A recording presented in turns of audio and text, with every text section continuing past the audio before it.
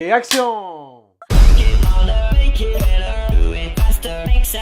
Bonjour à tous et bienvenue sur Media Show pour cette nouvelle Média Critique. 6 ans après les Mondes de Ralph, le réalisateur Rich Moore, accueilli notamment Zootopie ou encore quelques épisodes de la série Les Simpsons, revient en ce début d'année avec Ralph 2.0 accompagné de Phil Johnson. Mais alors, qu'en est-il de ce second opus? Passons tout de suite à la critique. Attachez votre ceinture, redressez votre siège, rangez votre tablette, parce que nous allons pas tarder à décoller!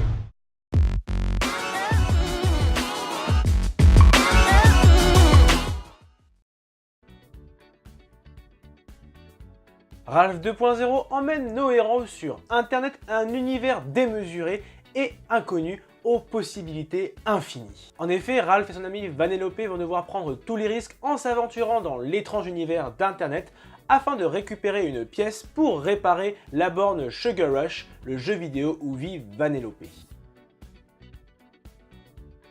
Comme pour le premier opus sur le fond scénaristique, le film arrive à nous séduire avec une histoire entraînante, bien rythmée et dotée d'un univers riche. Tout d'abord, l'humanisation du monde d'Internet est réussie avec un scénario qui vulgarise brillamment les concepts clés de ce vaste univers, et même si l'ensemble peut paraître parfois assez enfantin, les adultes y trouveront une pleine satisfaction avec de nombreuses références franchement bien trouvées. En effet, afin de nous plonger au cœur de cette aventure virevoltante, les réalisateurs de Ralph 2.0 n'y sont pas allés de main morte en y incluant de nombreux caméos comme Amazon, Instagram, Snapchat, eBay et bien d'autres. Et bien plus, puisque l'histoire fourmille de personnages secondaires franchement bien trouvés et typiques du monde internet, pour citer quelques-uns comme JP Spamley qui fait référence au spam présent sur internet, Yes, la chef du site BuzzTube faisant référence à YouTube et à ses nombreux trolls présents dans les commentaires, eBoy, le système de notification eBay, ou encore Je sais tout, le moteur de recherche qui m'a franchement bien fait rigoler à plusieurs reprises. Sans oublier nos deux héros Ralph et Vanellope qui sont toujours aussi attachants et bien développés. Enfin, Rich Moore et Phil Johnson n'oublieront bien évidemment pas l'énorme clin d'œil à l'univers de Disney avec la présence du site web Oh My Disney ou encore la scène, ma foi assez drôle, de la rencontre entre Vanellope et les princesses Disney.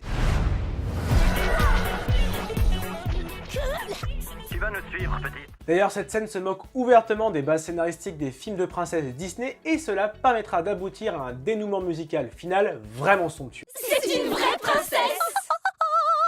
Le seul petit bémol que je pourrais reprocher à Ralph 2.0, c'est qu'il n'apporte pas de nouveautés majeures à l'univers de Ralph en lui-même. Certes, on reste dans la thématique des nouvelles technologies avec les jeux vidéo, mais l'histoire est à mon sens moins marquante que celle du premier volet. Il en reste néanmoins un excellent film d'animation à mon sens qu'il ne faut pas manquer. Comme bon nombre de films Disney, la mise en scène est épurée. En effet, l'animation est fluide, les effets visuels sont maîtrisés et on retrouve quelques références à l'univers de Ralph. De plus, le style de Vanellope est toujours aussi tendance et original, permettant de renouveler, comme l'avait fait Mulan ou encore Pocahontas, le code des princesses. Enfin, je terminerai sur la bande originale qui est plus marquante que le premier volet et qui se rapproche plus de l'univers de Disney avec une musique finale vraiment originale. Le doublage français est toujours aussi bon et on pourra trouver une nouvelle fois les voix de François Maison dans le rôle de Ralph ou encore de Dorothée Pousseau dans le rôle de Vanellope. De plus, Jonathan Cohen se joint à la distribution et prêtera sa voix au personnage de JP Spamley, sans oublier les princesses Disney où Bérénice Bejo reprendra le rôle de Rebelle, Valérie Carcenti dans le rôle de Mulan et bien d'autres. Pour résumer, bien que l'histoire soit moins marquante que celle du premier volet, Ralph 2.0 demeure un film d'animation exceptionnel, avec une histoire entraînante, des personnages attachants, un univers visuel riche, sans oublier une mise en scène maîtrisée. C'est pour cela que je vais attribuer la note de 16 sur 20.